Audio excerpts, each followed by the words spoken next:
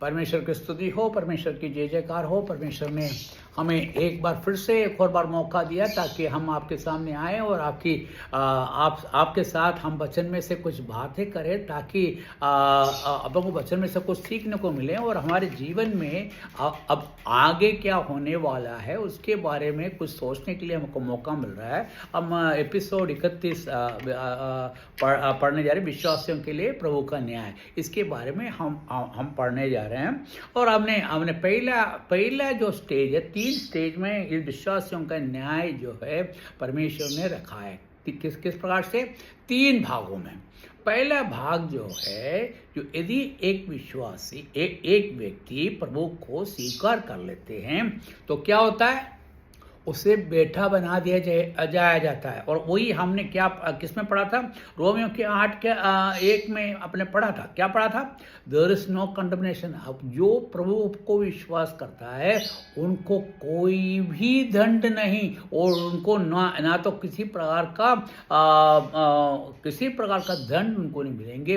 और यही नहीं, वो नरक में नहीं डाला जाएगा। और अब तो जो विश्वास करेगा तो उसको कोई दंड नहीं। मतलब क्या? मतलब आपको आग के झील में नहीं डाला जाएगा। ठीक है, आग के झील में डाला जाएगा तो ये वो किसके लिए? दुष्टों के लिए, और जो प्रभु पर विश्वास नहीं किया उनके लिए। अच्छा, ये अब उसके अंदर दूसरा भाग ये है कि आप बेटे बन गए। तो बेटे बन गए तो क्या बोला है कि आपको कोई भी किसी प्रकार से आपको दंड नहीं मिलेगा। नो कंडमनेशन, मतलब आपको दंड बिल्कुल नहीं देंगे। अच्छा, हमने उसके बारे में कल सोचा था। अब जो हम देख रहे हैं वो विश्वासियों के लिए हैं, जो प्रभु का बेटा बन गया तो क्या हो गया? बाप का काम करना पड़ता है। बाप का क्या मतलब? यदि आपको एक बच्चा है, आपका बेटा और बेटी हो, तो आप क्या करोगे? उसे लालन पालन तो करेंगे। उसके साथ साथ वो गलतियां करो तो उसको पहले डांटेंगे, उसके बाद उसको क्या है, छोटी छोटी मारे देंगे। और उसके बाद उससे भी बड़ा होगा तो क्या होगा? यदि आप उससे भी नहीं सुना तो बाद में वो जेल में बंद होना पड़ेगा। तो उसी प्रकार से ये 3 स्टेज है। और ये तो हमें बेटा बना दिया। हमें पहले परमेश्वर हमें क्या करेगा? हमें डांटेगा, हमें गलतियां करेंगे, क्योंकि वो इसीलिए करता है। इसका कारण है कि वो पिता है। आप अच्छी तरह ध्यान रखिए, आप मैं क्या बोल रहा हूँ, क्योंकि वो पिता है तो आप गलतियां करेंगे तो आपको डांटना जरूरी है ना, कि आप गलतियों के ऊपर छूट देते जाए। आप अपने बच्चे को क्या करते हैं? वही चीज़ यहाँ पर हो रहा है। यहाँ पर हमको यदि कोई चीज़ को देखना है तो हम इस दुनिया में क्या करते हैं, तभी अब हमारे बड़े स्वर्ग के पिता हमसे क्या करते हैं। यदि हम अपने बच्चे यदि थोड़ा बड़ा हो गए और यदि गलती करे तो आप उसको डांटते हैं, या फिर उसके बाद एक छोटा लकड़ी रखते हैं, उससे मारते हैं। उसके बाद कुछ बड़ा लकड़ी देंगे, उससे मारेंगे। उसके बाद उससे भी नहीं होगा तो क्या होगा मालूम है? उससे भी नहीं होगा तो क्या करेगा? वो माता पिता के हाथ से छूट जाएगा और वो किसके पास पहुंच जाएगा? जेल में पहुंच जाएगा। और यहाँ पर जो तीसरा हमारा जो है, इसके अंदर बताते हैं, हम कोरिन्थियों की पत्री में पढ़ेंगे तो वहाँ पर मालूम पड़ेंगे। पहले आपको डांटा जाएगा और आपको बोला जाएगा, उसके बाद आपको ताड़ना दी जाएगी, और तीसरी क्या है? आपका मृत्यु हो जाएगा। बहुत से लोग बीमार हो जाते हैं। तीसरे पहला ताड़ना, उसके बाद बीमारियां, उसके बाद मरना। मतलब तो आप यदि जल्दी उठा लिया जाता है, उसके कारण क्या है? उसके कारण है कि आप गलतियों के ऊपर गलती कर रहे हैं, और परमेश्वर उसके लिए, अब हम उसके बारे में अपन पढ़ेंगे। अपन देखो, अपन पढ़ते आएंगे तो अपन को उसके बारे में समझ में आएगा। अच्छा, यहाँ पर देखो हम पढ़ लेते हैं। इब्रानियों की पत्री 12 के 5 से लेके 7 तक का वाक्य है। तुम उस साहसपूर्ण वचन को भूल गए हो जो तुम्हें पुत्र के नाते संबोधित है। तुम क्या अब यहाँ पर पौलुस यहाँ पर पौलुस हम कह रहे हैं, बाकी इब्रानियों की पत्री किसने लिखा है सही रूप से मालूम नहीं है। फिर भी मैं आपको सभी लोग ज़्यादातर लोग विश्वास करते हैं पौलुस से, इसलिए मैंने पौलुस बोला।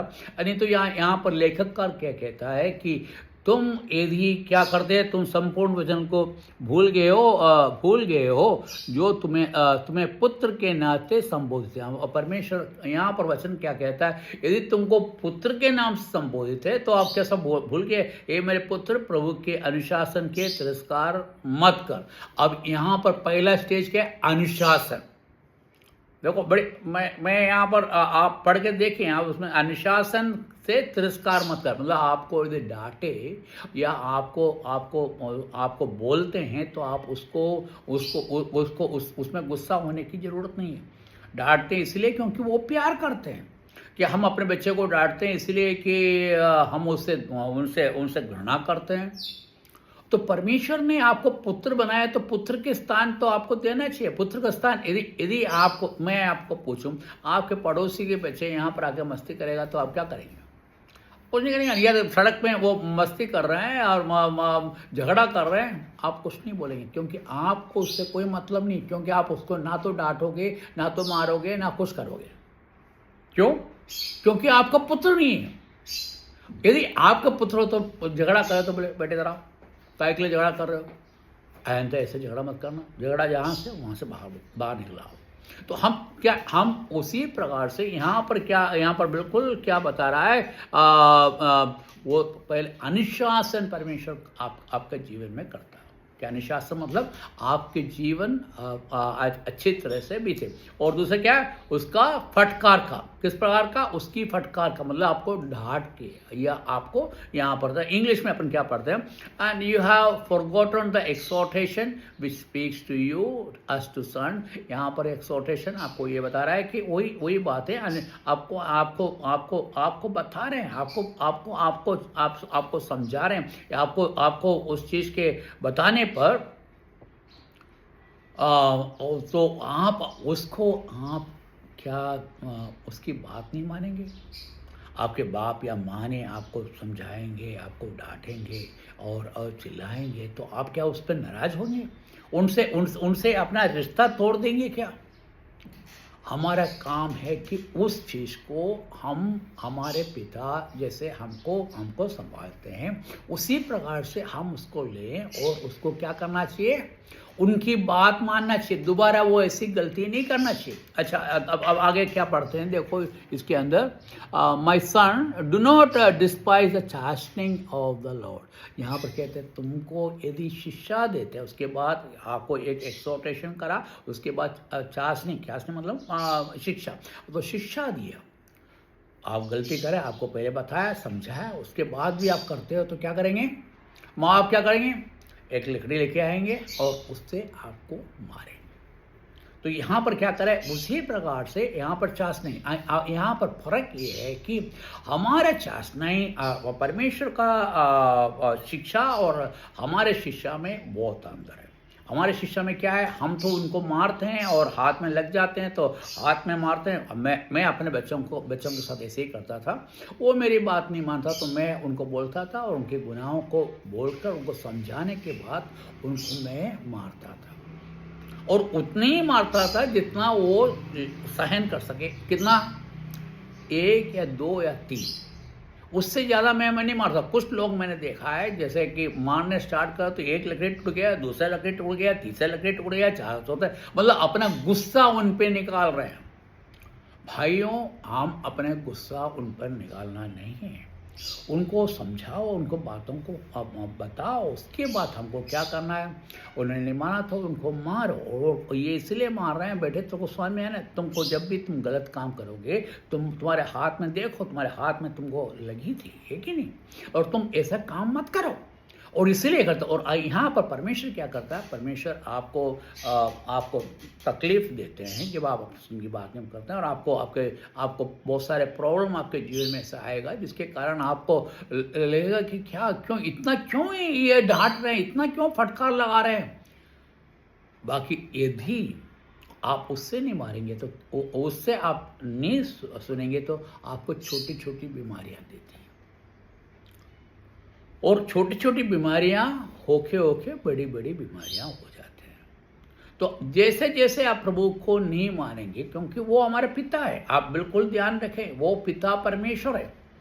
हम पिता परमेश्वर की आज्ञा को सुना, और हम किस प्रकार से पिता परमेश्वर की आज्ञा, पिता परमेश्वर हमसे, हमारे पिता परमेश्वर हमसे, मैंने कोई देखा ही नहीं साहब, मैंने उनसे बात ही नहीं करा। उसके लिए अपन को क्या दिया गया है? वचन दिया गया है। परमेश्वर को वचन दिया हुआ, और वचन में से हम पढ़ के और उसको अपन सही करो।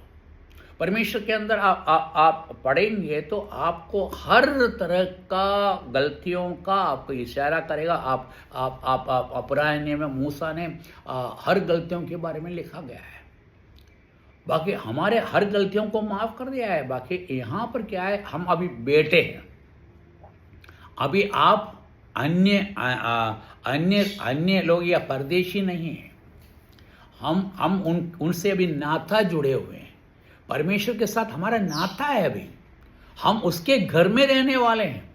हम वचन में पढ़ते हैं, हम परमेश्वर के घर में वास करते हैं। तो हम परमेश्वर के घर में वास कर रहे हैं, और परमेश्वर, और दूसरी बात क्या मालूम है, परमेश्वर अभी हमारे दिल के अंदर है।